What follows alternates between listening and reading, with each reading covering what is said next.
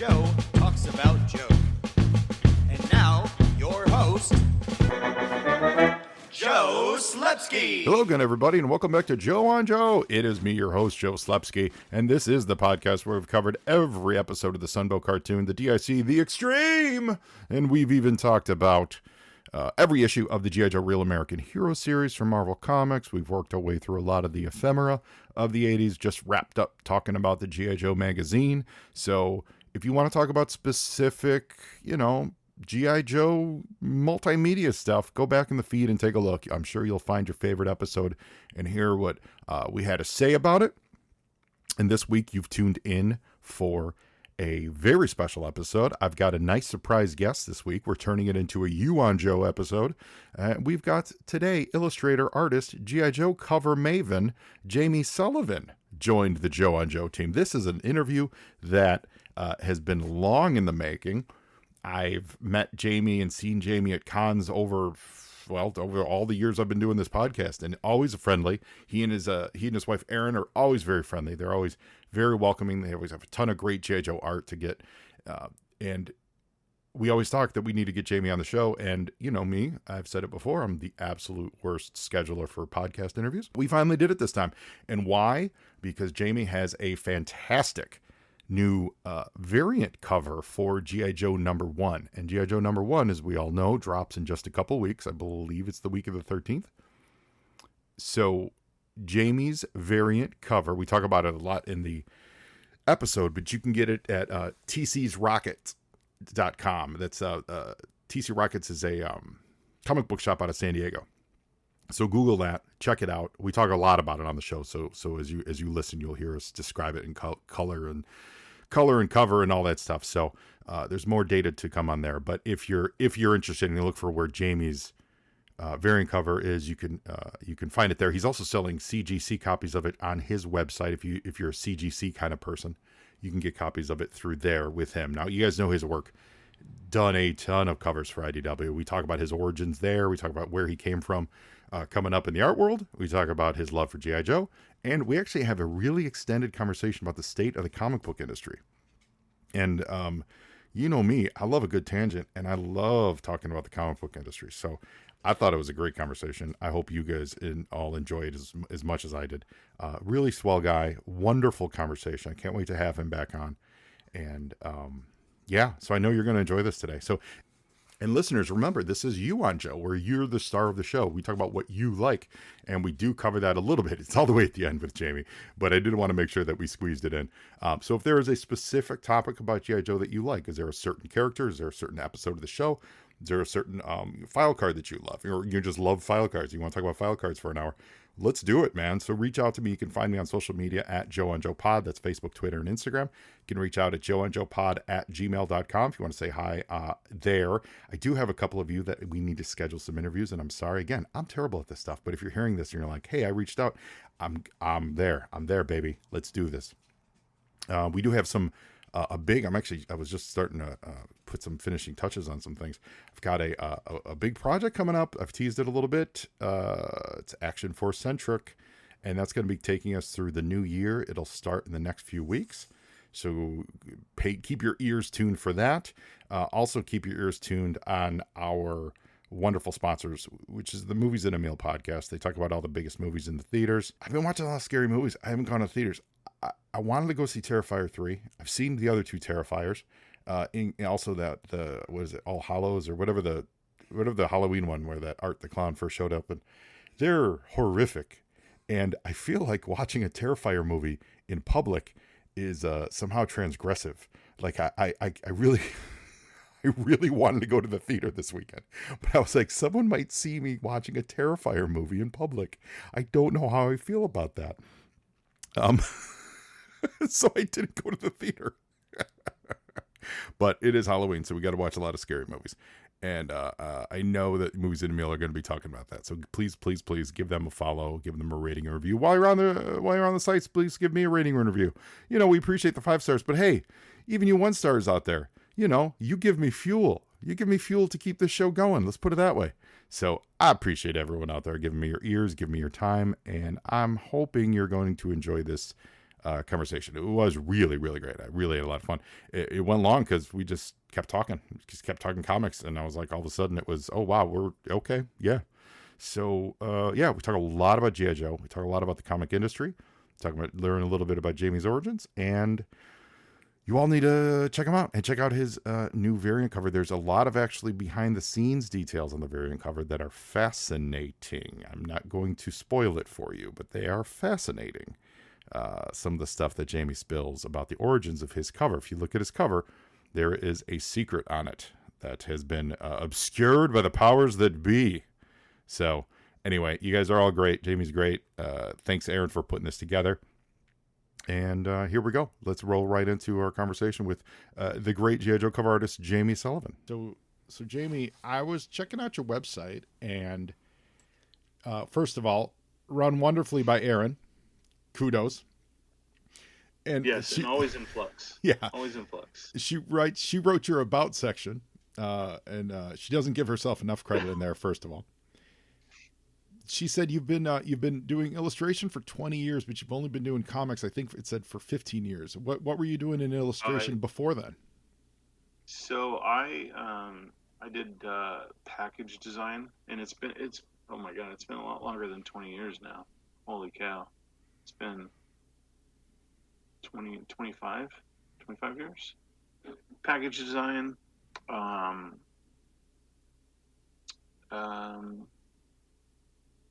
Gosh, I started out doing planogram design for Michaels.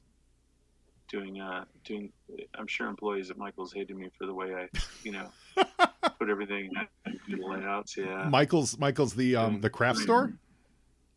Yeah, I did planogram designs for that company. Oh, that's amazing. For their chain.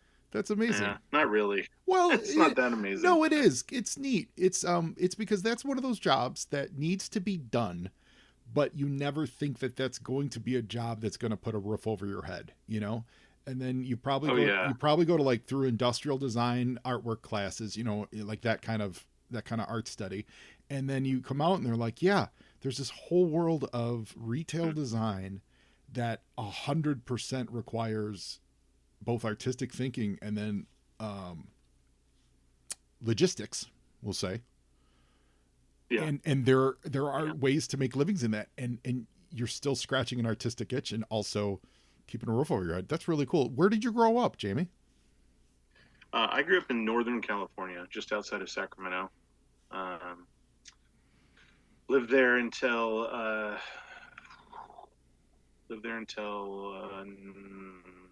gosh, I want to say it's been 18 years ago.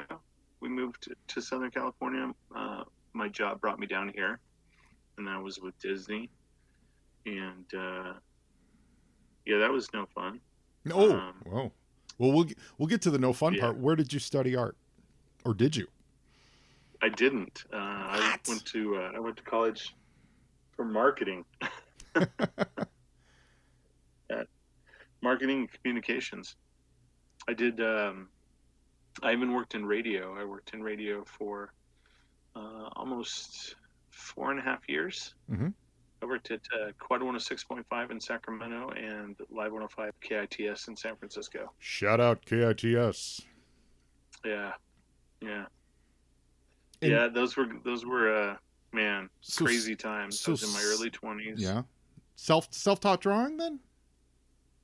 Yeah. I mean, a lot of my friends in the industry, will also tell you that you either can draw or you can't. And you can learn different techniques and you can learn to use different tools. But you either have that skill or you don't. I'm of the belief that anybody that really wants to draw can. I think it's a lot of muscle memory. Mm-hmm. And but I do think there is a little bit of truth to either you have a talent or you don't. Yeah. And so yeah, I mean, I've been drawing all my life. I wanted to. I mean, obviously my first job, I wanted to be an astronaut. I mean, what kid didn't? Right. Cowboy or sure. I wanted to be an astronaut. But no. So I decided that early on that I wanted to do something in the field of art, and that didn't always pan out. I wanted to be an architect at one point. There are a lot of things like artistically that I dabbled in or wanted to do, try my hand at, but ultimately, I learned that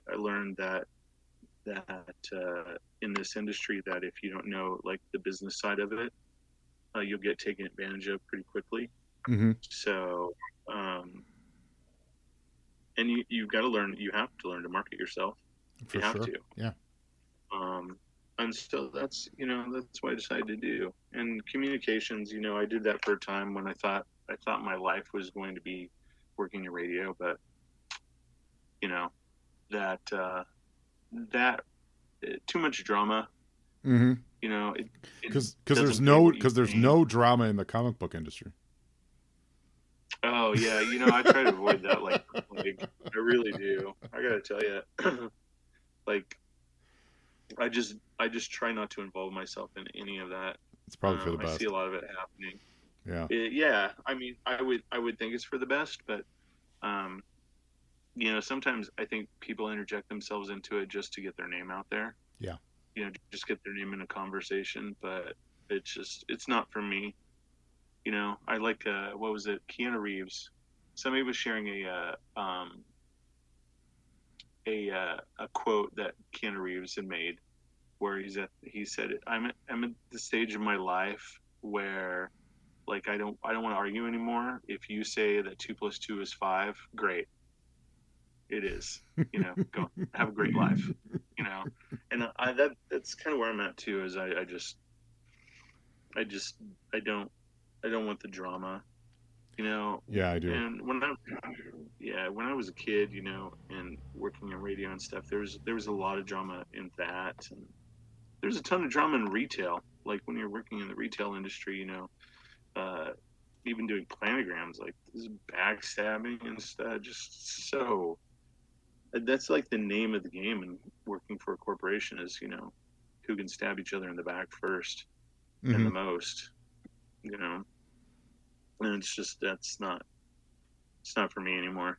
You mentioned going to Disney. What did you do there? Package design. Yeah, package design. Yeah. And 6 years of my life I'll never get back. Oh no. Any horror stories you can share without reasonably sacrificing your future ability to work on Marvel projects? Oh no, that ship has sailed, I'm sure, but no, it's just it takes a lot out of your life. Yeah. A lot of time. Like I would go to work in the morning before my kids were awake, and I wouldn't get home at night until they were already in bed. Oh yeah. And just drama. Mm-hmm. And the thing that's hard is you get trapped there by a paycheck, and the pay was incredible, but at some point you're like, is this the only reason I'm here? Like, is this it? Is this what my life is going to be like? And I didn't have the affinity for the mouse that a lot of other people do. Mm-hmm. So I just, not my cup of tea, and I was okay not being there anymore. So I really was. What brought your transition into the world of comic books then? How did you make that leap? So when I left there, I went to work for Hot Topic and doing marketing for them. So it's so it's your fault. Kind of, yeah. I mean, sure. So, and I was like, I don't. Again, corporations, I don't want to do this anymore. So I got the brilliant idea that I was going to open up a comic book shop. Okay. And you know what they say: if you want to make $1 million in comic books, you start with $2 million. Correct. And it's true. I burned through my savings so fast on that store. So you did have a store open for a while though. I did for 6.5 years. What location? Like what city? Where was it? In Hemet, California, just outside of Temecula. Shout out Temecula and Hemet. But it was hard, and we did fairly well for a while, and then I think we grew too fast, and didn't stay true to our roots and tried to be too much to too many people, Mm-hmm. and it just yeah, it just financially just started sinking fast, and um,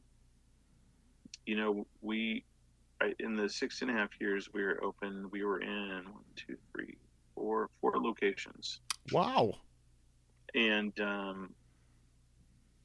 it was too much. It Yeah. was too. My health was suffering.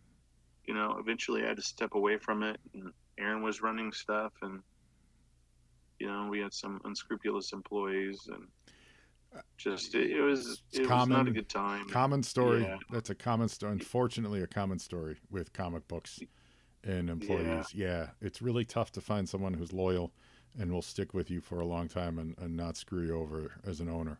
So I'm yeah. sorry you had to deal with that. What was the name of your shop? No, What was the name of your shop? IE Comics and Games, Okay. and yeah, it was fun. But I mean, like we made a lot of really great friends in the industry and stuff, and so I met a lot of people who didn't know that I could draw. They just saw me as the guy that owned the comic book shop, Right. and they didn't know that I came from an art background. And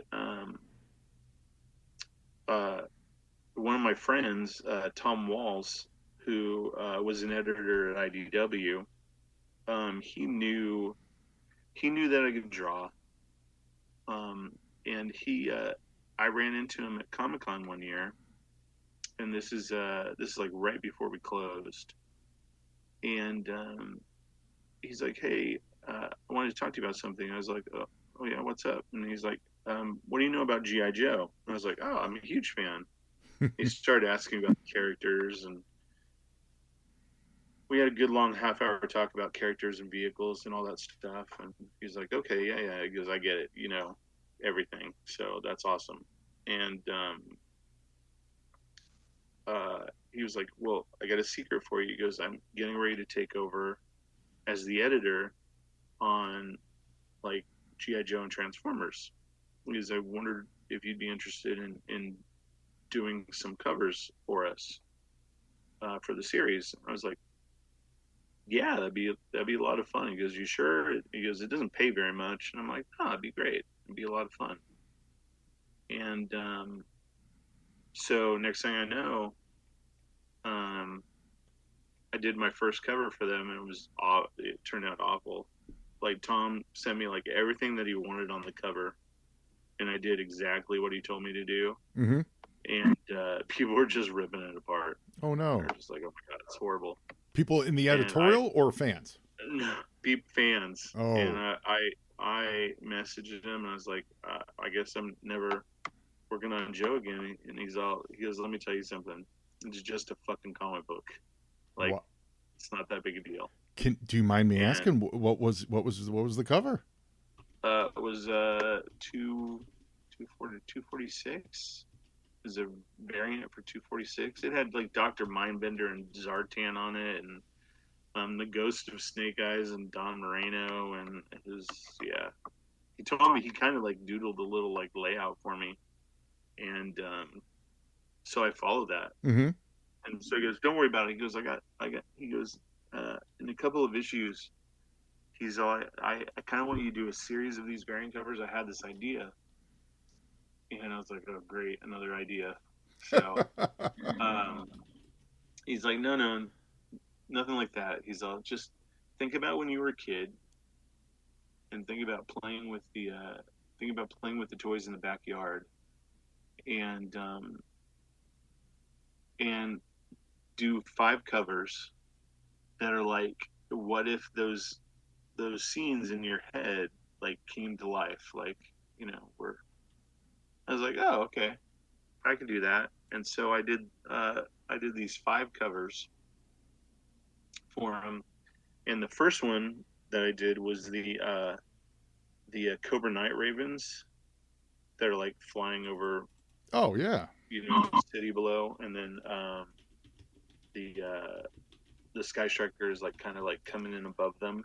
I was going to point that one And out as one of your most striking covers. oh, thanks. I genuinely was absolutely that was in my tabs here. Thanks. Um, yeah. So I like and he's like, so tell me about it because I like the covers to tell the story. And he's like, so there's a camera above, the reader, and Mm-hmm. Ace is looking at the camera, like pointing at his eyes, and then pointing down, like he's getting ready to swoop in over the top of him because the sun's above him. Mm-hmm. And but one of the and that's fine. But one of the Night Ravens, you'll notice that the little small shuttle is not on the back of it, so it's like flying Oh. further in the back, so Yeah. as like cover.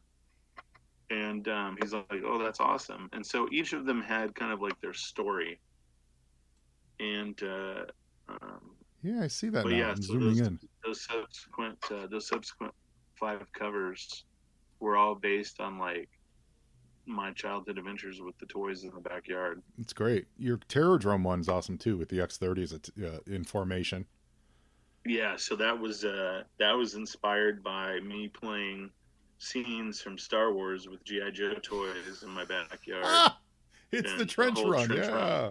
It's the trench run. Oh, it's amazing. Yeah, It's amazing. yeah, I like your shark thanks. one too, with the shark leaping out of the water. Yeah, yeah. So and Tom had a Tom had kind of a hard on for F-14 Tomcats. So a lot of the covers I did featured a Sky Striker somewhere Yeah, in the cover. So that was kind of a running theme in a lot of the covers I did, where I had an opportunity to put a plane, their F-14 Tomcats in it. that's great. And how many? So Yeah. do you even have a count? How many Joe covers you did? Like, is that a running tally or?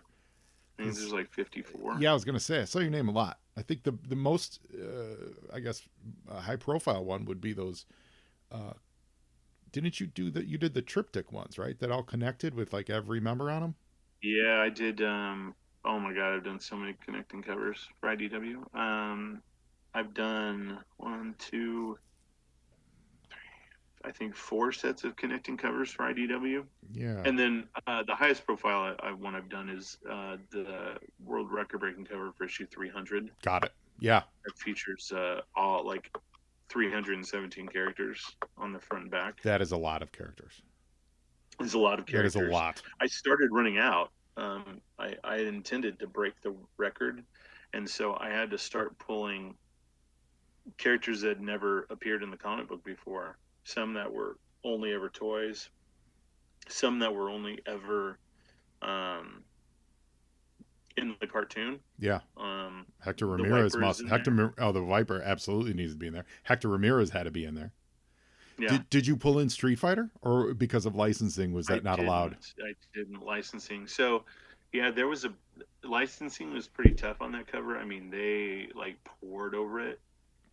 There was even 1.2 where I had Sergeant Slaughter in there, Mm. and Tom messaged me and said, "Hey, Hasbro said you've got to take Slaughter out." I was like, "Why?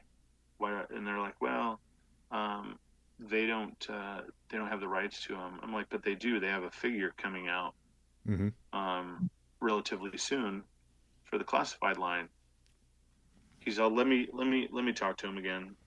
And that was an instance of the toy side of Hasbro not talking to the publishing side. What? Shocking. And Shocking. yeah, The company that lost the rights to the name Roadblock. yeah, Shocking. they they Hasbro's been very, very good to me, so I'm Good. not. No. I don't mean to bash on them. I'm just saying, literally, our experience as fans of seeing the copyrights, issues over the years of like, why For is he sure. heavy duty? Like they're those kind of individual questions. You employees. go, oh, there, someone somewhere is not talking to somebody. They're obviously employees in the past that have dropped the ball on certain things, for Yeah. sure. But that could be said about any company. That is true. That is Um, true. But yeah, so Tom messaged me back and said they're like, no, they're you're gonna have to take Slaughter out of it. And I was like, God damn it. So fortunately, they were all drawn individually. And so we started thinking about who we were going to replace with Slaughter. So we thought of that character that the fan club had used for their Slaughter's Marauders pack. It was some, I forget what character it was, but Tom messaged me back the same afternoon. He's like, you know what? Fuck it. Leave them in there. What are they going to do? Take the license from us? Because it was the final issue. He's just like, fuck it. Who gives a shit? I love that. I was like, that's the right. Like, okay, cool. That is the right energy. Yeah. Did you slip? And I don't recall this. Did you slip in William the Refrigerator Perry? No. They're they were that.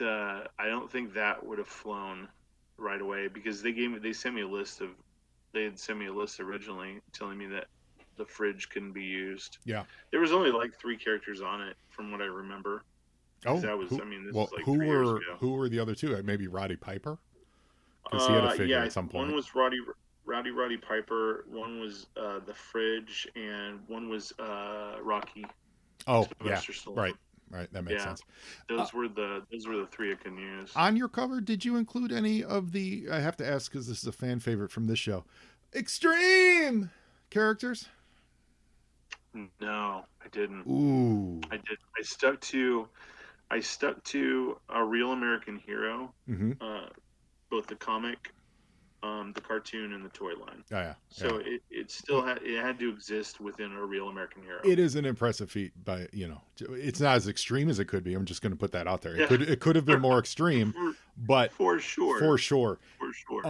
And those are great. And on your website, you've got the other 2, the one that's all the Joes and one that's all the Cobra. But I got to say, my personal favorite is the original 13 one that you did. Because that's just beautiful. Like those group shots are impressive and they're fun to look at and pick through. But, in any time you see them, by any, over going back through the years, it's always this hodgepodge of, your brain kind of starts. I'm looking at them now and everyone's kind of melding together simply by nature of what it is, right?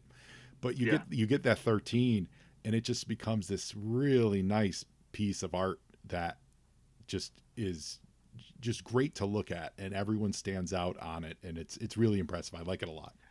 So there's a lot of that. It was originally supposed to be broken up like photographs, and they kind of did it on the actual covers that came out. You'll notice that they don't line up quite right, but they're supposed to. The original design was they were going to be kind of like sepia toned photographs laying on a desk. Oh, okay. They were. It was them getting ready. The first time they were all kind of getting together. That's why you'll see on a lot of like the cases and stuff. It says Fort Wadsworth on, and it was them like kind of meeting for the first time and getting together, and it was based on action figures. So some of the poses were kind of like action figure type poses. But when all was said and done, after it was drawn and the files were sent in, it was left out of my hands. So I didn't have a whole lot of control over editorial, the way they were placed, the files that Audrey and I sent to them. And Audrey is your colorist? And my daughter, she's my daughter. She used to color a lot of my stuff. Oh, amazing! Talent runs in the family. That's great. Yeah, she's very talented. She didn't really have time for me anymore, but she's got school and a job. She's got life happening. So does her job involve art? Like, is it? No, it does not. Oh, okay. It does not. She works for GameStop. Oh, she's a manager for GameStop. Oh, I hear you. I gotta say, honestly, that first gen is so green. Literally the color green. She does a wonderful job with delineating that on a per item basis. So where you've got the MMS is behind rock and roll, and they're just subtle shades of different. Like she did a wonderful job of shading everything and using different tones to really make every individual green thing pop. So kudos, please let her know. Yeah. I don't know if she listens to anything her dad does, but let her know. Let her She know it's doesn't. she Not did a anymore, wonderful anyway. she did a wonderful job on this. The so the I'll give you a prime example of things where it was left out of our control. So I made Tom, my editor, Steeler in on in the Mobat, Hmm. and so on the issue, Steeler is supposed to be in front of the logo. In the actual issue that came out, he is not. he is Oh, he is straight up hidden oh. by the. I'm sure you can see it. Well, I'm And, looking at the your combined triptych oh, when poster. they're all put Yeah, so together, I'm not yeah, yeah, looking at yeah. the individual covers. I apologize for that. If you look at the individual covers, yeah, you'll be able to see. You'll be able to see in some of the shots too. The original, kind of some of the original concept coming through. You'll see some of the white lines of what would have been the borders of the photographs, Uh-huh. and but yeah, so the desk was going to be really cool. So it would be like this old, like black and like brown wooden desk that you Hmm. would see, like standard military type desk of like a general or whatever. And it'd be these photos laying on it, and there's going to be some bullets on one, like laying down on their side on one of the images. And but yeah, it never panned out. And then some of the heads got cut. That one of the heads got cut off. Like I said, Steeler's head got cut off, and it is what it is. Yeah. Well, the final widescreen poster is dynamite. Thanks. I believe Appreciate I've that. seen you selling that at cons, or A is long that time ago. like a long time? Yeah, yeah, Yeah, I yeah, did. So those the 6 foot by 2 foot like banner size yeah, posters yeah. are extremely expensive to print. Hmm. And people are like, "Why do you charge so much?" I'm like, "Because they cost like $100 a piece to make. Totally. I Yeah. only charge $125. I make $25 on them. Hmm. That's why I was pre-selling them because they're not cheap to print. And I would love for if anybody could find a printer out there that did that size print on Hmm. that quality of paper for less than $100. I would love to know, because Yeah. I have not been able to find one. I think you'd Not been have to. able to I find think you'd have something, to own the shop. probably. Yeah, And probably. even then, oh my God, could you imagine the cost of that printer? No, Do something like that? I don't think printers are. They're not part of the 1%. So Yeah, I don't think they're raking it in. So anything any good prices we can get from them, I think is good. yeah, Speaking for sure. of comic covers and pricing and all that stuff, you sir have a variant cover for GI Joe #1 that's heading our way. Yeah, November 13th. It is the variant for TC's Rockets in San Diego, California. Um, it is according to fans that have messaged me, the cheapest variant that's available. Um, and you said you looked it up. I thought it was $14.99, but it's on sale It's for. as we record this on Monday the 21st. It is 11.99. And That's so crazy. go That's to crazy. it's I guess it's pronounced TC's Rockets, but tcsrockets.com is the actual website. So type in Yeah, tcsrockets.com, search for that, and they're based out of San Diego, and yeah. they've got this beautiful cover. It's Destro. Is he in a tank, or is he just behind a No, podium? so He's just behind a podium right there. so it is it's like a factory, Got it. and He's he's behind a trio of computer screens okay. with the rest of the factory behind him, and you'll see bats like behind him to the And sides, the bats are and mysteriously missing the bottom portion of their arms, which we're going to get to they're in a missing second. arms. And then Yeah, you've got the and twins in front of him, I which do. corresponds to the I would say shaky alliance that they formed in the Destro miniseries. And Yes, then in front yeah. of them, you've got a bat very much in a Terminator pose. Uh-huh. Post bubble, is that the inspiration? Am I guessing that's a total guess? Am I guessing that's correct? Kinda. Yeah, yeah, yeah, yeah, yeah. Like, yeah, I wanted it to be very like, I wanted it to be very industrial Mm-hmm. and harsh, and like I always imagined.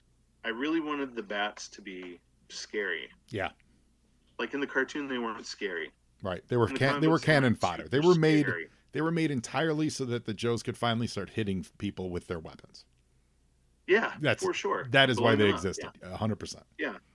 But I think out of all, I think out of literally everything in G.I. Joe as far as what Cobra has, they should be like the scariest things Yes, that there are. I'd agree with you.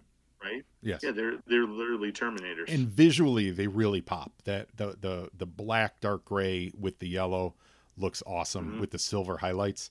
That's a really good look and in the design. Obviously, the chest plate's cool and all that stuff, but just that color scheme, I think, always pops. So the bat in the front, he also has no lower portion of his arms, and his arms are connecting to something that seems to be covered by missiles on the final product. Just tell this story. Tell what's going on in this picture, Jamie. Okay.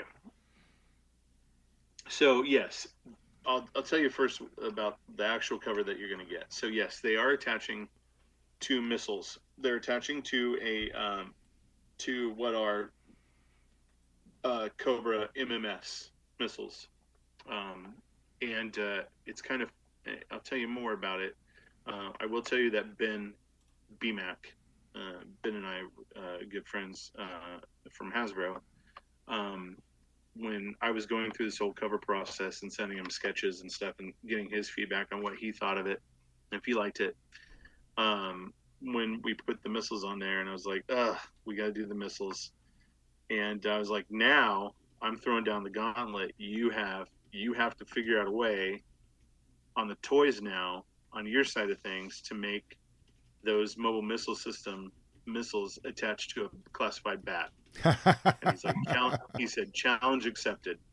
He's like, I'll tell Lenny, challenge accepted. Awesome. And I was like, okay, so we'll see. Now you and your listeners know that gauntlet has been thrown down. Okay, so how the cover goes originally, Steve Lurley, the owner of TC's Rockets, he's like, I would really love to see Cobra bats with Rumble's pile drivers on their arms. Awesome. And I was like, I don't. First of all, I don't know how I can make that work, and I don't know if that they'll go for it. I don't know if they'll go for it. He's like, well, just like humor me, and let's. And I was like, okay, so. I took a few days and was doodling some stuff and trying to come up with a way, and that made sense because he wanted, not only did he want bats with Rumble's pile drivers, but he wanted Destro and Tomex and Zaymon on the cover. I was like, okay, so how am I going to do? Like, that's a challenge. Yeah. That's a challenge to try and squeeze all of that into a cover and make it tell a story other than just like, just him standing there. So I did a few sketches, and this was the only one that really like was coherent and made sense. So I drew it with the pile drivers. The bat is getting Rumble's pile drivers, and there are other bats waiting in the wings, to come in and be put there. And you can kind of see the arms behind them, the mechanical arms that are putting what are on the final cover, putting rockets on. But on the original cover, they're getting pile drivers, Rumble's pile drivers, put on their arms. That is, you showed me the original. It looks amazing. How did what happened?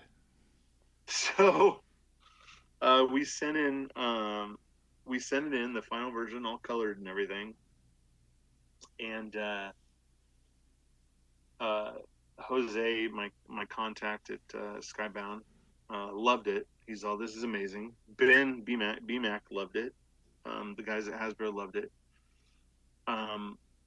But then I got an email later that afternoon, like, hey, what are those? What's on the bat's arms? What are they putting on? What are you putting on the bat's arms? And so I was like, oh fuck. I started this like spiel about well, they're these large like heavy duty weapons that their arms are getting switched out of, like just something larger. And so and then I messaged Steve and I'm like, they're not going to go for it, man. They're already asking me what those things are on their arms. And he's like, what did you say? And I was like, well, I tried, to BS my way through it. And then Jose messaged me back and he's like, what are they really? And it was like, they're Rumble's pile drivers. Okay. Like he asked for them and that's why I put them on there.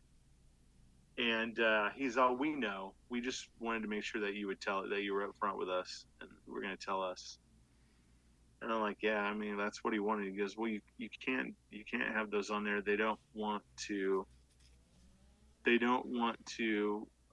insinuate,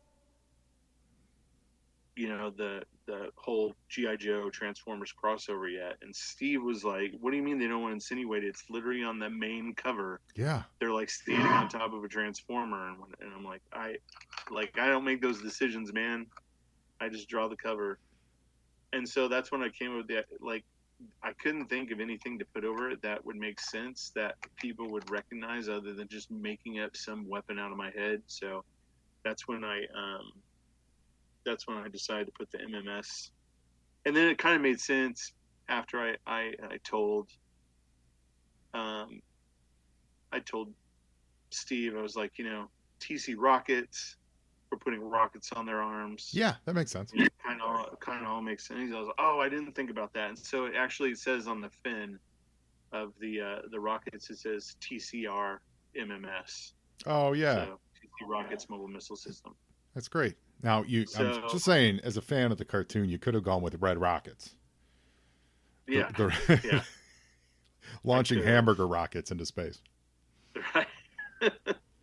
Man, I don't even know if they would have let that fly. They were. Oh wow. Well, TC Rockets makes complete sense. And then when you say it's the TC Rockets exclusive, you then think of it. Oh, it's the one with the rockets on the cover. So that actually is great synchronicity. So he wants to save the bat with the pile driver. Steve does for like maybe a third or fourth printing variant. Yeah. After the Transformers, it's common knowledge that the Transformers are part of the whole GI Joe mythos and that's whatever. Yeah. Now I get them. I mean, they've got their own plans, but it seems weird that that's the reason when. That's what was announced over a year ago, that they were part of the same universe. Yeah. So I mean, I have no idea. Well, look, we were introduced to Duke meeting, was it Starscream, I believe, or is Thundercracker? I think it was Starscream. Yeah, like that's literally how we met Duke. So it's a weird excuse, but okay. I can see how what I can see from a marketing perspective though is how they would want to keep it clean from a fan perspective. Just because you see what IDW did in their, like that last run with Mask and everything, where everything was super cross-pollinated and they were advertising it as such. If you just look at it from that level, you would go, well, then what's different about Skybound if that's how they're advertising it? So I understand, in order to differentiate them from the attempts. That makes sense. That does make sense, but it sucks because it's a great image and a really great idea. Yeah, and I thought it was fun, and I mean, hopefully it's going to come out as another variant on another printing, down the road. But hopefully right now, they've done that. Hopefully they take that idea and they incorporate it into the comic book itself, like for real. Well, like make a bat into one of Soundwave's cassettes. Yeah, turn that into a bat. That would be great. That's kind of what he wanted to do initially, and I was like, I don't know how I'm gonna do that on just a cover. Yeah, like, and interior wise, it'd be a completely different story, but on a cover, all that information is that's kind a lot of hard to do. But I mean, that's not the first time Skybound has done that. Like, so I'll give you an example. So when I did the Destro #1 variant for Condemned Comics, David, the owner of Condemned, wanted Tomax and Zaymon on the cover. And they're like, nope, can't have Tomax and Zaymon on the cover. But there are other covers that came out from Skybound, not retailer retailer exclusives, but other covers for issue 1 of Destro that had Tomax and Zaymon on the cover. Mm. But retailers couldn't have Tomax and Zaymon on the cover, which I didn't quite understand. And then after I did the Destro cover that had, Destro standing in front of blueprints. Yeah, it looks good. The next thing I know, there's all these G.I. Joe ratio variants being solicited with vehicles featured over blueprints on the cover.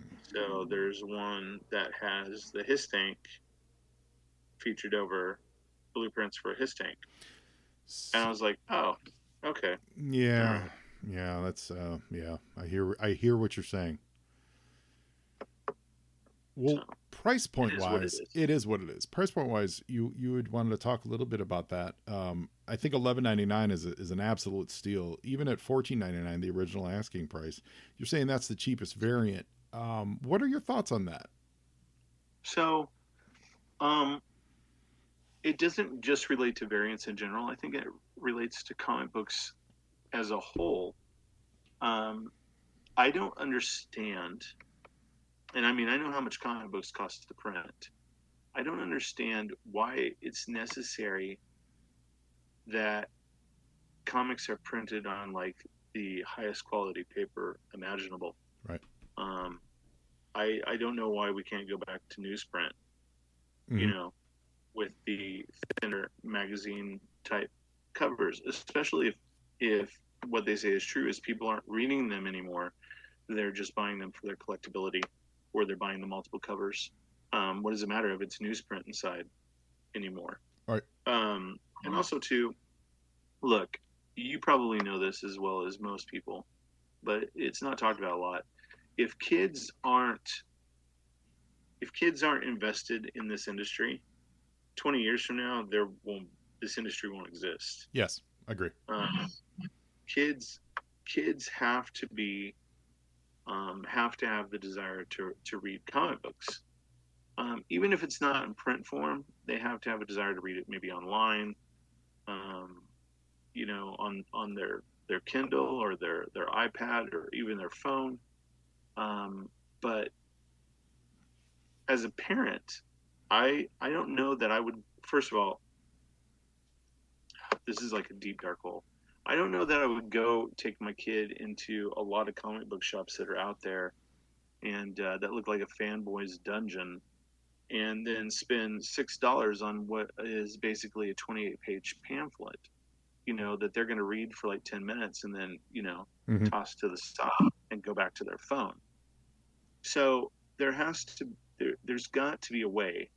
There's got to be people in some of these marketing departments that have to figure out a way to get comic books into kids' hands that make sense. Mm-hmm. That makes sense to the bottom line. That makes sense to the companies that are putting out these books, and that makes sense to the people that are working on them. Because some of these books that are coming out, like $6.99, $7.99 price points on a cover. Are you kidding me? Yeah, for a regular sized comic book, yeah, it's insane. Yeah, mm-hmm. It's crazy. Like I remember back in the day, like I could take, if I had $200 a month, I could pick up like 50 titles. Oh my God, $200 a month back in the day, that'd get you everything.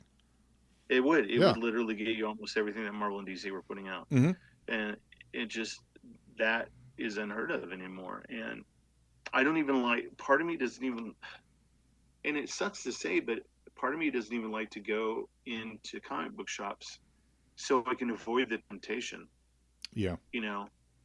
Because I'm priced out. I work in the industry and I'm priced out. Like I can't afford to go buy 10 books in a week and really see like what's going on. It's becoming a rich man's game. Like toy collecting. I agree with you 100%. Toy collecting as well. Yeah, with comic books, they've absolutely priced themselves out of the game, and they absolutely are shooting themselves in the foot. I saw this week that DC's been having success with these compact size trade collections for $9.99, which is awesome. Totally salute that. Yeah. I've seen them in the wild. I think they look great. I think that $9.99 price point is so key. And Marvel's like, hey, we're going to do the same thing for $14.99.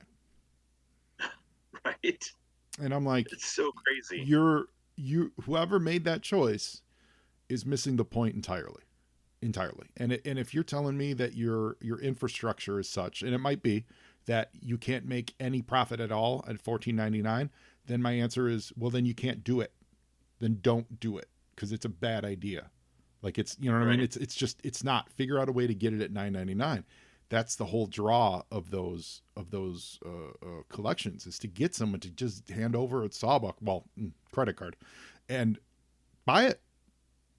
Not go, oh, for the same price I can get something that's both bigger on the shelf, for a couple bucks more and more current. I don't know. Right. I don't understand it. A lot of this, I believe, a lot of these choices go back. It's crazy because there are a lot of people. I mean, there are so many people in the comic book industry that absolutely are fans and absolutely know what's up. But when you get to a certain level, they're not the ones that are ultimately making the final decisions. No. When you think about it, the big growth era of comics, that late 70s through the 90s, so that, I guess, even 60s, really, starting with Marvel. Yeah. It's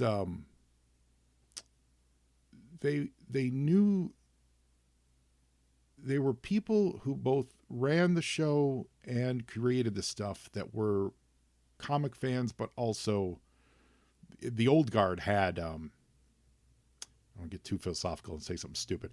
The old guard in the 60s, they were they were the old timers with this really deep art knowledge that they had been making comics for 20 years, and they knew what they were doing from a craftsman perspective. And then this young influx of new comic book fans came in and brought this energy. Then you get to the 70s, where those newcomers now started pulling the strings, and what you end up with is the 80s, this great synergy of both like high level artistic talent married with the physical output, the quality of the physical output that you could get with, as best as you could do at the time, which was its zenith right before you get into computers. And the old timers that were now kind of higher up the chain and running things had been in the comic industry forever. Mm-hmm. Then as they leave, you lose that sense of that fiscal sense of stewardship, that business side of the comic industry. That experience leaves. So then you're just dealing with the 90s, which was just energetic fanboys who were iterative of the stuff they saw on the finished page in the 80s, but not necessarily behind the curtains in the 80s. And those behind the scenes people are now gone. You know what I mean? It's this cycle of that. And so picture that, squeezing that further and further along the line until you get a situation where Marvel Comics goes public, and you do that, and then you're beholden to stockholders. So then decisions start being made about making money instead of about making the best product. Mm-hmm. There, part of the problem too is, and it's an economics lesson, is that volume will always beat out margin. You don't make money on margin over the long term. It's a quick fix. But volume always wins out, Right. So it's like toy companies. Hasbro is a great example where, they are hemorrhaging money. They've got to sell off a bunch of licenses and stocks, and they become, an IP house. For selling off or leasing IP to people so they can make toys based on things that they own. And so one of the quick fixes is to let's just raise the price of action figures, to which in turn leads to less product being sold. Correct. Which in turn leads to them raising the prices more, and then less product being sold. I think it's the same way with the comic book industry. So, one hiccup comes and less product is being sold, and then there's this sudden, knee-jerk reaction. Oh my God, we're selling less comic books, so we've got to raise the price. Mm-hmm. Have to raise the price. I remember I think it was like 2014 maybe. DC put out this big initiative, drawing the line at 299, Mm-hmm. and it was mainly in uh, out of Marvel raising their regular issues to 399. DC's like, no, we're not going to do that. We're going to keep our fans. We're going to keep it 299. That lasted for like 6 months. Yeah. It lasted for 6 months, and then the price went up to 399, 499. So I think that there are a lot of companies out there that are unwilling to try and weather the storm Mm-hmm. and have knee-jerk reactions and raising the prices. Do you remember the movie? You remember the movie Mr. Mom with Michael Keaton? I absolutely adore Mr. Mom. Okay, so there is a Clean scene up on in aisle which- 6, by the way. Yes, yeah, I was never even in aisle 6. great line. Oh my God, one of Michael Keaton's finest performances.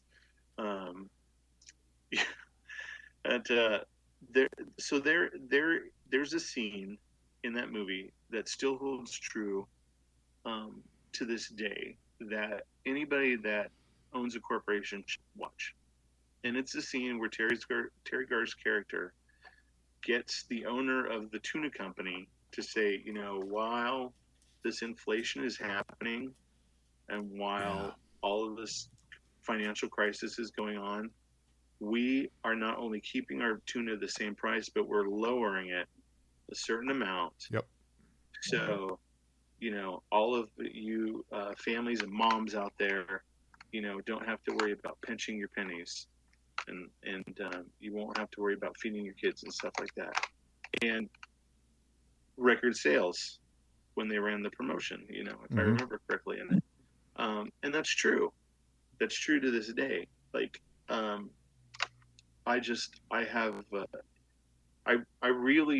love the comic book industry, and I want to see it grow and thrive and do well. But I think a lot of the initiatives that they have going on right now in relation to pricing and marketing are horribly misguided. Mm-hmm.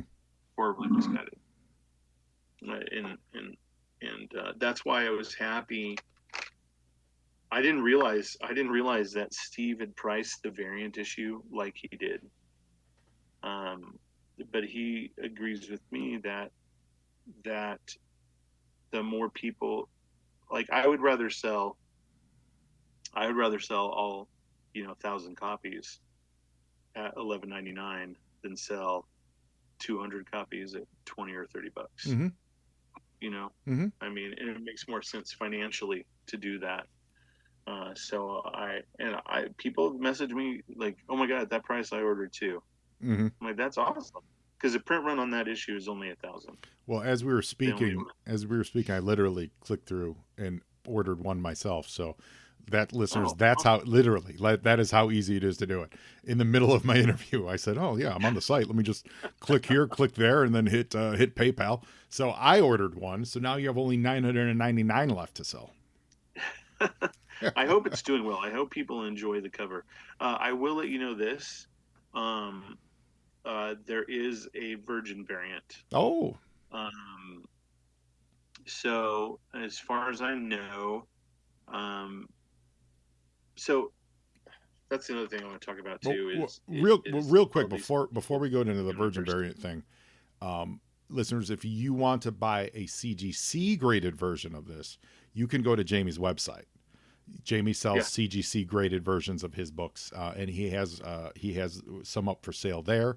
You can absolutely go there if that's your jam. CGC is your thing, and you want a copy of this all graded, nice and done. Go to Jamie's website, which it's your website. It's not. It's something like G Illustration, and sorry for that. It's just JamieSullivan.net. Oh, Jamie Sullivan. Oh, okay, because I've got JSIanddesign.com. Yeah, we used to have that as the domain name. Oh, okay. And it just is a mouthful. It was more for totally. So JamieSullivan.net. Go to JamieSullivan.net. And oh yeah, you're right. Same exact website. Yeah, totally easier. Um, go to jamiesullivan.net and yeah, and order if you're a CGC person, you can get a copy of it from there. So you're talking virgin covers. Yeah. So the Virgin variant, that has not been put up for solicitation yet by TC's Rockets or myself, but believe, I believe Chase told me he only ordered 200 copies of it. Ooh. So that's all there'll be of the Virgin variant. So if that's your cool. if that's your thing, go for it. Yeah, yeah. I actually, yeah. While I certainly appreciate the artwork and being able to see the full thing, there is something for me about the packaging, and this is you as an ex-packaging person. Maybe you appreciate this. There is something about the finished package that is just appealing to my eye. Like I prefer. I'm not a huge virgin cover guy, even if it's art that I really, really love. I kind of go, I like it all put together. I like the logo. I like the price point. The price on it. I like the logo box, the corner box, and the all that stuff. So it's yeah. Where do you land on that? Do you have a preference? I sometimes I like virgin variants, but I like to be able to know what issue it is when I look at it. Well, I didn't want to get into that, but yeah. That's a huge thing for me. When we're talking, I'm also not a fan of. I'm also not a fan of signature series. Okay. CGC books. Yeah. I don't like. A lot of people do, and a lot of people like to get CGC signed books from me, and that I deeply appreciate that, and I think it's awesome if you're into that. But I don't like signatures scrolled across the front of my comic books. Yeah. Well, personally speaking, I've always said I collect comic books. I don't collect baseball cards. So I'm not. Yeah. I'm actually not a CGC guy personally, but I appreciate those that do. I think I have like 2, maybe 3 CGC comics total, and those were by, accidental happenstance that fell into my lap. Sure. I love a comic book. And you talking about the numbers, man. You hit my with lack of a better term, my comic book G spot. The trend that comic book covers got into for a while, and I feel like they're getting away from it, but of hiding. Do you remember that when Marvel hid the numbers on their covers? They put them in the UPC box. Oh, yeah. So you couldn't you couldn't tell, was it X-Men, I don't know, whatever the numbers were, 426, or was it X-Men 428? I wanted to reach through that comic book and choke someone. Like the numbers, if anyone listening here works for a comic book company and you don't understand this, the numbers are what part of what keeps bringing people back. When you pick up number 7, there's an animal instinct in a collector's and a reader's brain that says, I want both number 8 and I want number 6. Because I know that there's 6 issues prior to this that I want to find out, even if the story is brand new and different, even if it's not the story. Your brain goes, oh man, I got to get those 6 just to be a completionist. Yep. Or remember when Spider-Man did, there were multiple numbers on the cover? Yes. It was, because the Legacy. The original run, the Legacy run, and then they rebooted it for Byrne, and then that became the Straczynski run, and then they started doing the Legacy again, and it man, I could complain about this for hours.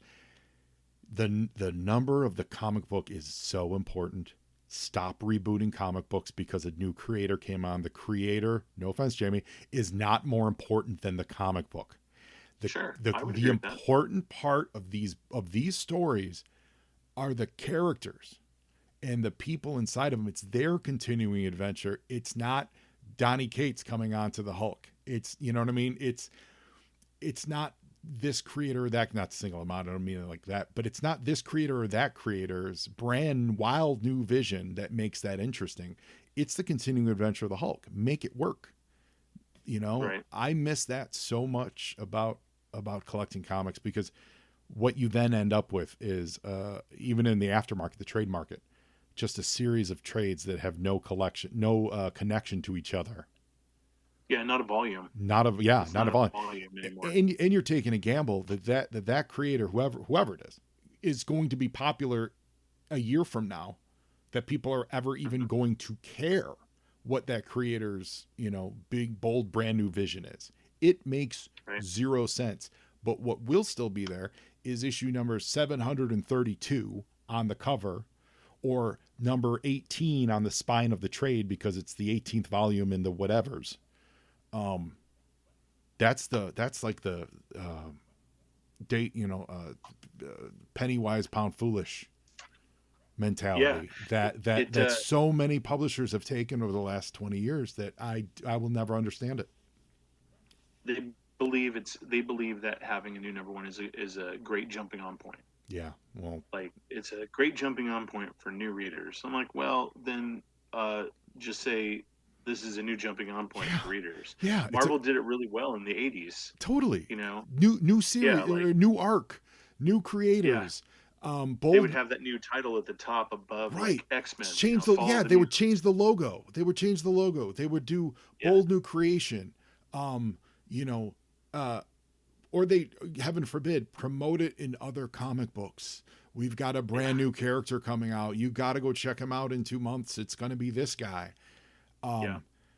Because great jumping on points are also fabulous jumping off points. Yeah. Fabulous jumping off points, because now I may or may not love the direction you've taken my character, but I've now only sunk $4 into it. And versus going, oh, well, I've got a complete run of however many issues of this series. I don't want to break that run up. I'll hang in there for a few more issues. It's why that this is the kind of thinking, this is the kind of mentality that I feel like is when we were talking earlier about some of that legacy knowledge leaving the industry, or just not being, or let's say not even, I think leaving is probably me not being fair. It's not being appreciated by the decision makers. That I think this knowledge is there. I think the people working on this stuff, they'd probably agree with a lot of this, but the decisions aren't being made with that in mind. And that's what's painful for me to watch. It's also like, I think there are too many titles that they'll go for like 4 or 5 issues and then get canceled. Yeah. I think that they should have the core. Again, Marvel is a great example of this. DC to some extent too. In the 80s, they need to have, the core, like 12 issues, 12 comic titles, and then they have their miniseries and their maxi series. I remember number one in a 4-issue, limited series. 12 or number one in a 12-issue maxi series. Transformers number 1 in a 4-issue miniseries, and then like number 81 in a 4-issue maxi series. Right? Yeah. So, and you know what? As a publisher, you can say like, "Hey, this thing was a hit. So guess what? It's not a miniseries anymore." Well, at some point, I believe, and I believe this is true, I don't think I'm just insinuating this, they realized that, stuff that were labeled miniseries didn't sell as well as stuff that was just saying, hey, here's an ongoing series. And they stopped telling people that what they were reading is planned from the start to be miniseries. You know what I mean? Like they stopped informing you of that, thinking that they're gonna get more sales. But what they're doing, because like, let's say it's literally out of the hat, a run of She-Hulk or something like that. Someone's got a great idea, but it's a 6-issue series or a 12-issue. And they know that, but they don't tell the readers until issue 10 when solicits come out, or 9 or whatever it would be. And what you've done now is you've burned that reader. Yeah. Not necessarily that they're aware that you tricked them, but they go, well, then why am I investing in any of these new series when I know they're not going to have any longevity? I'm enjoying this. What are we doing? Versus what we're talking about is maybe your sales are a little bit less when you're saying this is a 4-issue miniseries, but that reader goes in understanding what they're going to get. They know in 4 months I can budget. I know I'm going to spend a maximum of $20 on this series, or whatever the number is. I can budget for that. When it's done, I'm going to have a sense of completion, hopefully, and feel good about this purchase. Versus this amorphous sense of, I come in next month and the guy at the comic shop goes, oh no, it got canceled. Didn't you know that? Yeah. The real trick is, if you want to keep those readers on it and invested into it, is say it's a limited series based on a character from the X-Men, then what you need to do is you need to tie that, make sure that the reader knows that this is directly tied into the X-Men series Yep. in And some and way, give them an shape, or exit. form. Have Gambit Yeah. being like, "Hey man, I gotta go on a vacation to Denver," and then he has Yeah. a wild adventure in Denver. Exactly. Yeah. And they used to do that shit all the time. Yes. All the time. All the time. And I was fine with it, you know. And that meant that I didn't have to read the series, but if I loved that character and I was an X-Men fan Mm-hmm. or a completionist, then I would go out and I would get that. I would pick up that miniseries, Yep. or I'd pick up that maxi series. Yep. And you know, and those miniseries and maxi series also get picked up by collectors all the time too, because they tend to have more first appearances, or death of characters Right. in those series than say the regular run does, Mm-hmm. because they can take risks Yeah. in those series that they couldn't normally take in the regular X-Men title. So yeah. I think going back to your original thought of literally reducing costs and stuff, it's gonna take the big two to make that choice and physically say, we're downgrading paper. You know, we're going back to old school stuff, and that's our committed line. And because it used to be that the really nice paper was just for special edition stuff, and that made sense. That made sense to a buyer, you know, to a consumer. That, oh, this stuff's elevated because it's not. When everything's elevated, it's not Nothing just special. nothing special. Yeah. So, you know, and no offense to anyone on any of these ongoing adventures, you know, but like I was a big Superman guy, so I've always collected Superman, and I love Batman. Batman's great, but every issue of Batman is just another issue of Batman. I know what he's up to, you know, Yeah. and as good as it may or may not be, it's still an adventure of Batman. But then you throw something on some glossy format, and then you get the Dark Knight in your hand, and you're like, whoa. Or you get Gotham by Gaslight, and you go, that's special. And those things stay in your brain for your whole life. But or the Killing Joke, or with the killing, embossed cover. yes, and they're in your brain for your whole life. But the special edition of whatever number 642, I don't care that that's special edition and cost me an extra $2, but I do care that it's number 642, and I have 641, and I have 643, and it continues, and it continues his his soap opera story. That part I care about. I think all that that's it. That's missing, man. I really do. Yeah. They're just the powers that be. I don't know what it is. We've seen people try to do the newsprint, and with a lower price point. The problem with that is they're doing it with characters that no one cares about. You know, like it's a new startup or something, and I celebrate them and salute them for that. But you're now fighting multiple uphill battles. You're fighting. You need to have the talent, and you need to have the characters, and then now you're getting over on the price point. You know, and that's a really hard. You got to have some deep pockets to even try to get that off the ground. Yeah. You have to. It has to be X-Men or Batman. Yeah. It has to be like one of those, and people have to be on board. I would love that, and you know, this as an artist, I hope you're going to agree with what I'm about to say. When you're drawing, the art style has changed over the years because the quality of reproduction has gone up, right? Yes. You could say good, bad, or ugly. That's all perspective. Like, I like this, I like that. But it absolutely has changed because they see that, oh, my art is being reproduced at a higher quality. I need to put in more time on it. Well, we talk about the old days. Everyone was super fast because they knew it was getting printed on newsprint. They knew the printing quality was a little lower. So guess what you're getting? You're getting more speed. You're getting more pages out of people. You're getting maybe a little bit more energy on that page because it's not as poured over for 8 hours a day, you know, on one singular page. You're getting just, here's a panel. It's going to be on newsprint. And then you add the element, the literal physical, tactile nature of it being newsprint. Those the tiny little imperceptible bumps on that page brings an image to life in ways that a flat glossy doesn't do. Yeah. You know, they're just different animals. You can really see this if you read them digitally. Old school, if you read old comics digitally.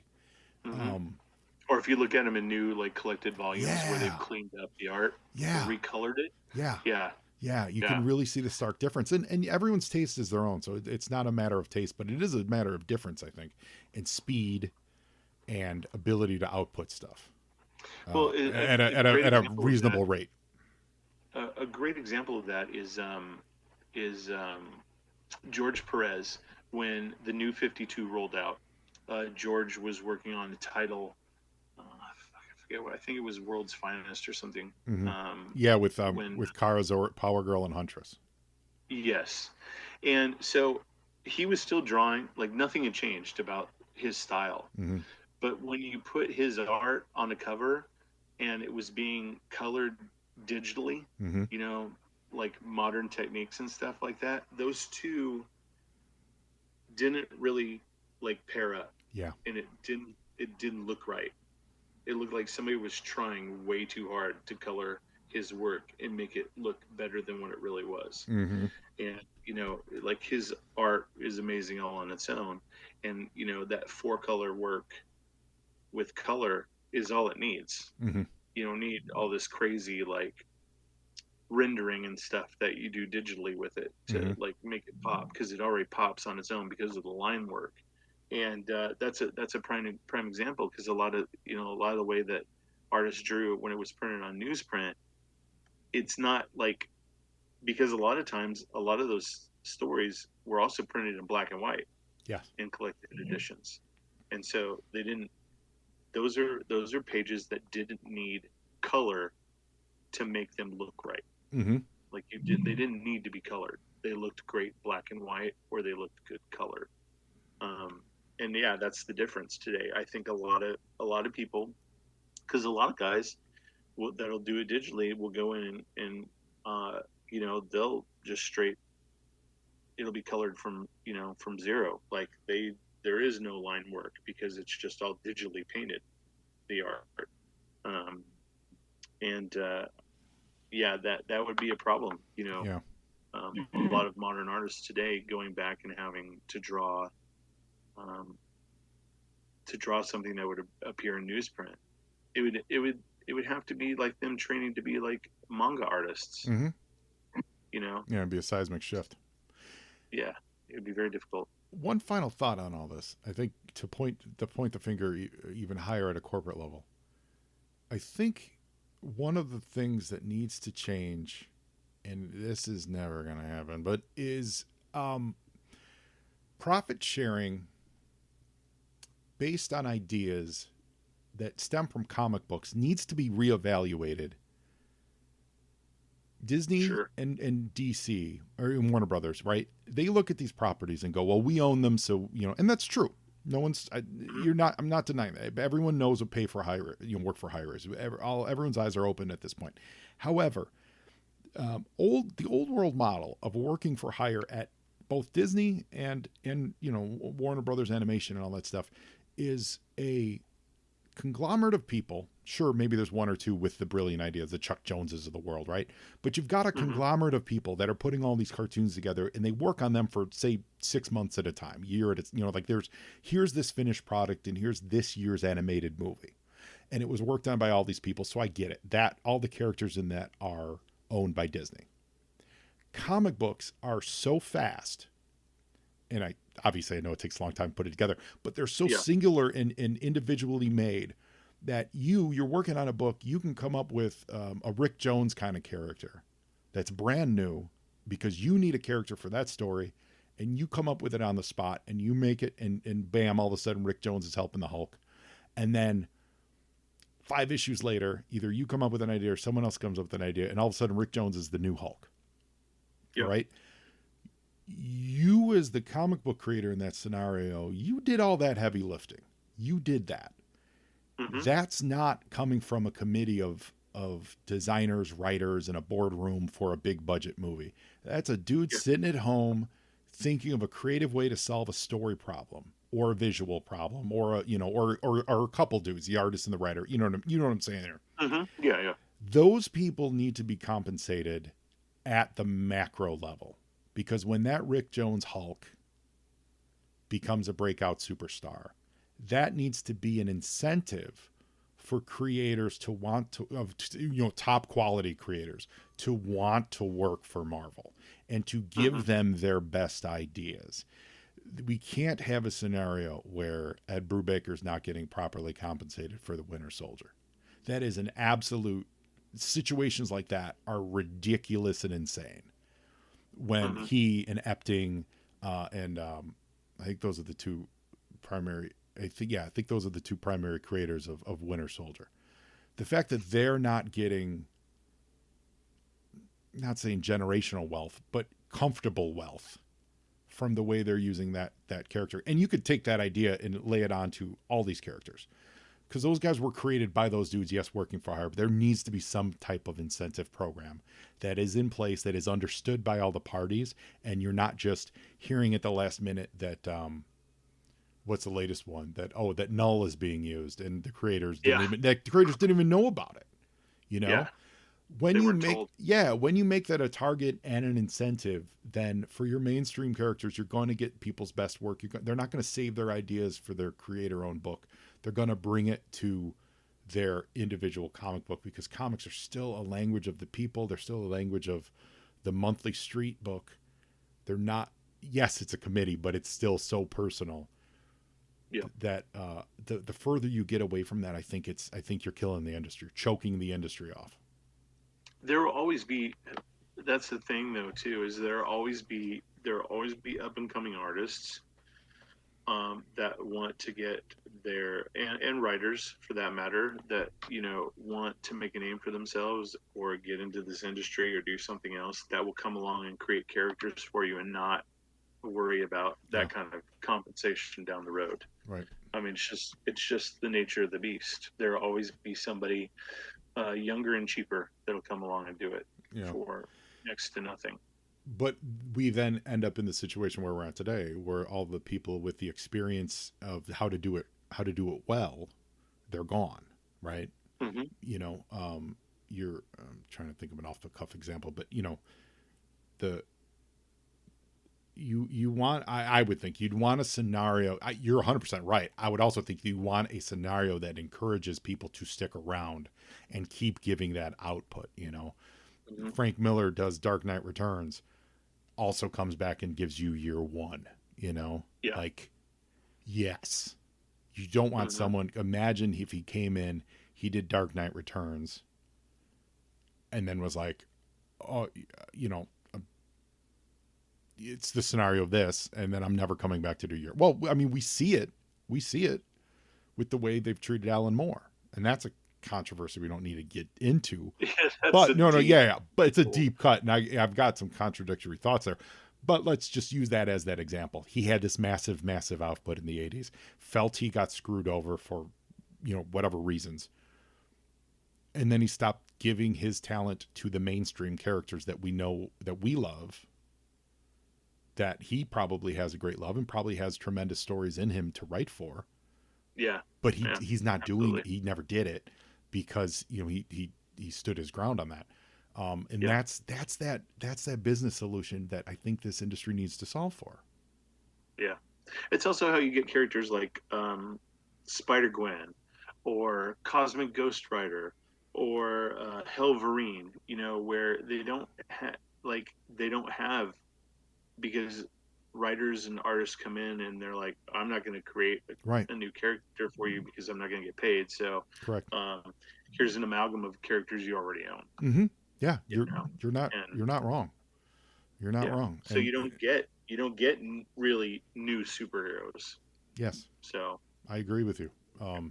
I wasn't sure where you're going, if you were praising those or slamming those, because I'm not a fan. I'm not a fan of just the constant reamalgamation. Now, having said that, I've read some stories of those that are pretty well told, but at the end of the day, they're not exciting to me. It's baffling. I don't get it. Like the Weapon H, which was the Wolverine Hulk mashup by Greg Pak. Awesome. Yeah. I really enjoyed his take on it. Really great stuff. And that is exactly that idea, what you're saying. It's not a brand. It's a new person. It's a new, human character, but it is just taking like two great tastes that taste great together And Yep. has that had the lasting, imprint on people's minds? No, it hasn't. Yeah. I had forgotten about it, honestly, until you Yeah, yeah. just mentioned But it. I, it was so much fun. I really enjoyed it. But Yeah, but I people did aren't too. clamoring for it I liked it because too. they've in their brain, in the back of their brain, they've seen it all before. Yeah. Man, boy, you really lifted my spirits, Jamie. This has been That's good. well. That's Let's real good. quick. So before we wrap this up, first of all, thank you so much for finally being on the show. I'm terrible at scheduling things, so the fact that this is the first time having you on the show is my fault, and I appreciate having you on so much. I always see you at shows, and you and your wife Yeah. are such bright lights, and I've always Thanks. appreciated your work. So thank you for coming on Joe today. I appreciate that. Thank you for having me. We do like to keep it Joe and Joe centric, though. So in the interest of the you on Joe spirit, you told me before, who is your favorite GI Joe and why? Flash. Yeah. Flash. So he was my first. He was the first figure I ever got. Um, I loved his costume. I loved his file card. When I got the jump jetpack, man, he was on the on the front of the box. First of all, um, being a kid that was always into R2, I absolutely fell in love with the GI Joe toy packages. Yes. They were like, man, I could not stop staring at Hector's paintings when I was a kid. I just loved everything about him, the stories that they, like what was going on, and just it was absolutely awesome. But yeah, Flash was my first. Like I was telling you too, like Snake Eyes. I didn't even Snake Eyes was Snake Eyes and Scarlet were the last characters I got in the first wave of figures that came out. Flash was my first though, and I believe Breaker was the second one I got. The Breaker and the Ram cycle. Mm-hmm. But yeah, Flash has always been and always will be my favorite character. I wish they would do a lot more with him. Because I'm a huge fan. I even wrote before IDW lost the license, I had kind of wrote a 4-issue mini series and did like some character redesigns for it Mm-hmm. that I was going to write and draw, and pitched it to Tom, and that's when I was told that IDW was losing the license. Otherwise, he would have gone for it. But yeah, Flash was going to be one of the central characters in that story. So kind of bummed I never got to do it. But yeah, he was very very near and dear to my heart. That's awesome. That's awesome. We've featured Anthony Flash before. Escambello. Yeah, that's great. We've featured Flash before on the show. I think with Rich Borges, and yeah, we did a deep dive on him, and I really like him too. I love that the two you mentioned, Breaker and Flash, they had that toy appeal for me. Where their gun or in Breaker's case, his helmet connected to their backpack. You connect an accessory to another accessory, you've won my heart. You've won it. That's it. That's all there is to it. I dig it so much. It was super cool. Yeah. Yeah, it was super cool, man. Jamie, thanks again, man. Thanks again so much for being on the thank show. you for having me. Listeners, very easy to find on social. Just search Jamie Sullivan because you've got a couple different competing socials. But you're on Facebook, you're on Twitter and Instagram. Dude, I'm on 8. You're on 8. I'm on Facebook, Instagram, Twitter, Threads, Kara, Hive, Mastodon, and Blue Sky. Oh my God. Yeah, it's a lot. Well, find him. He's great. His artwork speaks for itself. It's really delightful. Go to the website, get that CGC if you're so inclined. Definitely go to TC's Rocket, but tcsrockets.com. Order up, just like I just did. Order up his variant with the bat with the hidden rumble arms. That's exciting. and just keep Jamie and his family healthy and happy, and we want to keep seeing more GI Joe covers from you, Jamie. So and GI Joe artwork in general. And whenever you've got your next big project, please reach out and we'll get you back on. Yeah, soon. I have a retrospective Oh, right. book We didn't even coming get out. into that. This, okay, listeners, totally forgot about that. Got so deep into the comic book business. Jamie, you've got a retrospective, not a sketchbook. Well, yeah, there's a lot of sketches and behind the scenes art, and it covers the when it comes out, I'll be on the anniversary, my 10-year anniversary working on G.I. Joe. Yeah. In January. Sketch. But yeah, what's not sketchbook? What are you calling it? So it's called Toy Soldiers. Okay. 10 years playing in a real American sandbox. Great, and it's written. It's co-written by our friend of the show, by Michael Charles Hill. Boom. Yeah, who created Cold Slither, Special Mission Brazil. But yeah, he's writing it with me. But yeah, you're going to see a lot of never before seen sketches, behind the scenes stuff, that went into the making of a lot of the covers I've done, some package art I've done, a lot of unpublished work that I've completed for G.I. Joe that hasn't been seen before. Yeah, a lot of great stuff. Are you including any of your Michaels designs? No, I will not. But yeah, this is big. It's right now it stands at like 80 pages. Oh, that's great. And getting bigger by the day. I love it. And that's going to be available through your personal website. Yes. It won't be a Kickstarter. Yeah, and I'm sure you'll have it at you'll have it at shows and stuff here in Southern California and all that. Yeah. Awesome. Yeah. So if you're at any show where Jamie's at, get it signed. I believe you said it's going to be like available for order towards the end of this year and available in like the first quarter of next year. Yeah. Awesome. Yeah. So that's really cool. We will talk about it when it comes out, and we will get some eyeballs on that for you. Jamie Sullivan, thank you so much for being on Joe on Joe today. Thanks so much, buddy. I really appreciate you having me. You got it, man. Well, now you Joe, and Joeing is half the battle.